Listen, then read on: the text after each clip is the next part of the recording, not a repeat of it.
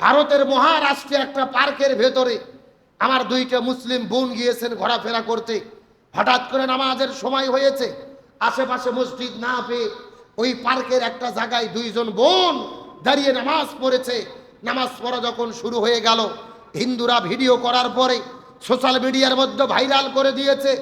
হিন্দুরা এই দৃশ্য দেখার পরে নামাজ যখন শেষ হয়ে গেছে, গোমূত্র নিয়ে এসে ওই জায়গাতে গরুর মদ দিয়ে ওই জায়গা ধুয়ে তারা পরিষ্কার করছে। তারা বলতেছে যে এই জায়গাতে সেজদা করার মাধ্যমে এই জায়গা অপবিত্র হয়ে গেছে। জোরে বলেন নাউজুবিল্লাহ। চিৎকার করে বলেন এই জমিন কার? সেজদা হবে কার? আলালাহুল খলকুল আম, জমিন যার, আইন চলবে তার। এই জমিন সৃষ্টি করেছেন আল্লাহ। আল্লাহ বলেন পুরো জমিন তোমাদের জন্য সেজদার জায়গা। অথচ মুসলমান দুইটা বোন সেজদা করেছে, এই জন্য তারা গরুর মদ দিয়ে ধৌত করে দিচ্ছে পবিত্র করার জন্য। এখন বলেন তো গরুর মূত্র পবিত্র না অপবিত্র? এখন অপবিত্র জিনিস দিয়ে কি পবিত্র হয়? কতটা মূর্খ, কতটা জাহেল। আমার মনে বলে এই হিন্দুদের মতো এত অসভ্য জাতি, অপবিত্র জাতি পৃথিবীতে একটাও নাই। কথা কর না গা? তারা গরুর গোস্ত খায় না, গরুর মদ খায়, গরুর গোবর খায়। কথা কর না গা?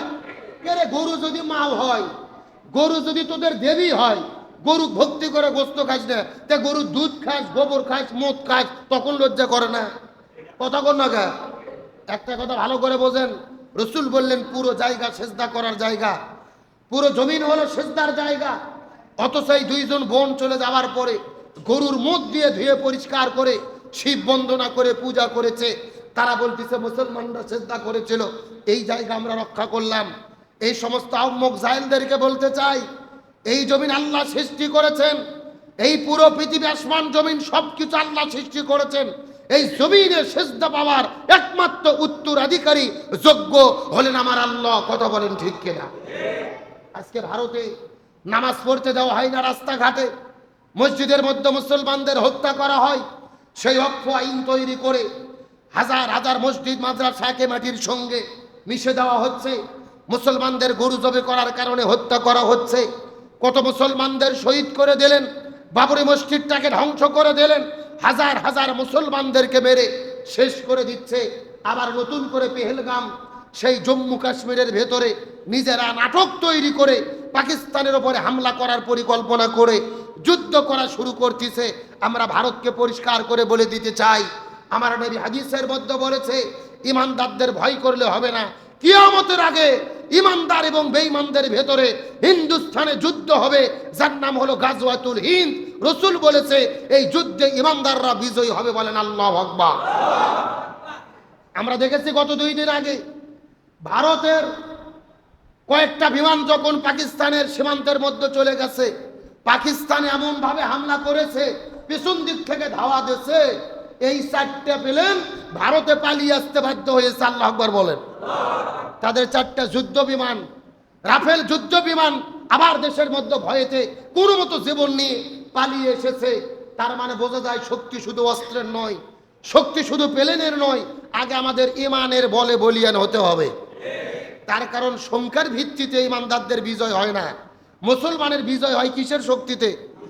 ইমানের শক্তিতে। বদরের যুদ্ধে মুসলমানদের সৈন্য সংখ্যা কত ছিল?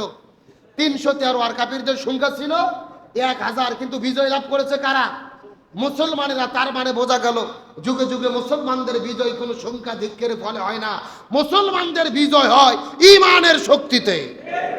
আজকে ভারত বিল জান্নাতিল্লাতী কুনতুম তুআদুন, আল্লাহর পক্ষ থেকে তোমরা সেই জান্নাতের সুসংবাদ গ্রহণ করো যেই জান্নাতের জন্য আল্লাহ তাআলা ওয়াদা করেছেন। সুবহানাল্লাহ বলেন। আমরা আজকে জানার চেষ্টা করব রবির প্রতি অবিচল থাকার অর্থ কি, রবির প্রতি অবিচল থাকার দৃষ্টান্ত কি, এবং রবির প্রতি অবিচল থাকার ফলাফল কি। আল্লাহ তাআলা আমাদের সঠিকভাবে বোঝার তৌফিক দান করুক, বলেন আমিন। প্রথম নম্বর কথা, ইন্নাল্লাযীনা ক্বালু রাব্বুনাল্লাহ, আমাদের রবকে। আরো জোরে বলেন। আমার প্রিয় বন্ধুগণ, মুসলমান ভাইরা, গভীর মনোযোগ। আল্লাহর কোরআন বলতেছেন ইন্নাল্লাযীনা ক্বালু, নিশ্চয় যারা বলে রব্বুনাল্লাহ, আমাদের রব হলেন আল্লাহ। শুধুমাত্র মুখে মুখে বলে না, তাতানাজ্জালু সুম্মাস্তাকম সুম্মাস্তাকম, এর উপরে অবিচল থাকে। তার মানে মুখে মুখে আল্লাহ আমাদের রব শুধু বললে হবে না, এর উপরে কি থাকা লাগবে? প্রতিষ্ঠিত থাকতে হবে, ইস্তিকামাত থাকতে হবে। তার মানে শুধু মুখে মুখে আল্লাহকে রব বললে হবে না। ঈমানের দাবি হলো ইকরার বিল লিসান, মুখে মুখে ঘোষণা করতে হবে। তাসদিক বিল জিনান, অন্তরের মধ্যে বিশ্বাস স্থাপন করতে হবে। আর 3 নম্বর হলো আমুল বিল আরকান, সেটা কাজের মাধ্যমে জাতির সামনে প্রমাণ করতে হবে। রবকে রব বলে মেনে নেওয়ার ব্যাখ্যা কি? ইকরার বিল লিসান, আগে মুখে মুখে স্বীকার করতে হবে। তারপরে তাসদিক বিল জিনান, অন্তরে সেটাকে ধারণ করতে হবে। 3 নম্বর আমুল বিল আরকান, এটা কাজের মাধ্যমে কি করতে হবে? প্রমাণ করতে হবে। আমার প্রিয় মুসলিম ভাইরা, গভীর মনোযোগ। এই রবের উপরে যদি অবিচল থাকতে পারেন, রবের ব্যাখ্যা যদি বুঝতে পারেন, আমল করতে পারেন, এহ জগতেও মুক্তি পাবেন, এহ জগতেও শান্তি পাওয়া যাবে, পরকালেও মুক্তি পাওয়া যাবে। রব একটা ব্যাপক শর্ত, ব্যাপক শব্দ, ব্যাপক অর্থ। এই রবের ভেতরে দুনিয়া আখিরাত লুকায়িত আছে, বলেন সুবহানাল্লাহ। শুধু রবকে যদি আপনি আমি চিনতে পারি, রবের ব্যাখ্যাটা বুঝতে পারি, এই অনুযায়ী আমল করে অবিচল থাকতে পারি, আল্লাহ আমাদের দুনিয়াতেও শান্তি দেবেন, আখিরাতেও। এত ব্যাপক একটা শব্দ রব, শুধু মুখে বললে হবে না, অবিচল থাকতে হবে। আমার প্রিয় মুসলিম ভাইরা, গভীর মনোযোগ। ইন্নাল্লাযীনা ক্বালু রাব্বুনাল্লাহ, নিশ্চয়ই যারা বলে রব আমাদের আল্লাহ, এই কথাটা বলার পেছনে রহস্যটা কি, কারণটা কি? আল্লাহ তাআলা যখন আমাদের রুহুর জগতে আদম আলাইহিস সালাম থেকে শুরু করে কিয়ামত পর্যন্ত যত মানুষ পৃথিবীর মধ্যে আসবেন, আল্লাহ তাআলা সবগুলো রূহ কিন্তু একসঙ্গে সৃষ্টি করেছে। আল্লাহ সবগুলো রূহকে সৃষ্টি করার পরে রূহুর জগৎ আমাদেরকে জিজ্ঞেস করে বলেছিল, আলাস্তু বিরব্বিকুম, আমি কি তোমাদের রব নই? আমি কি তোমাদের প্রভু নই?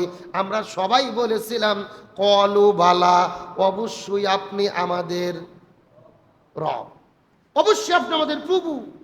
আল্লাহর প্রশ্নটার কায়দা একটু বোঝার চেষ্টা করেন। আল্লাহ বলতেছে, আমি কি তোমাদের প্রভু নই?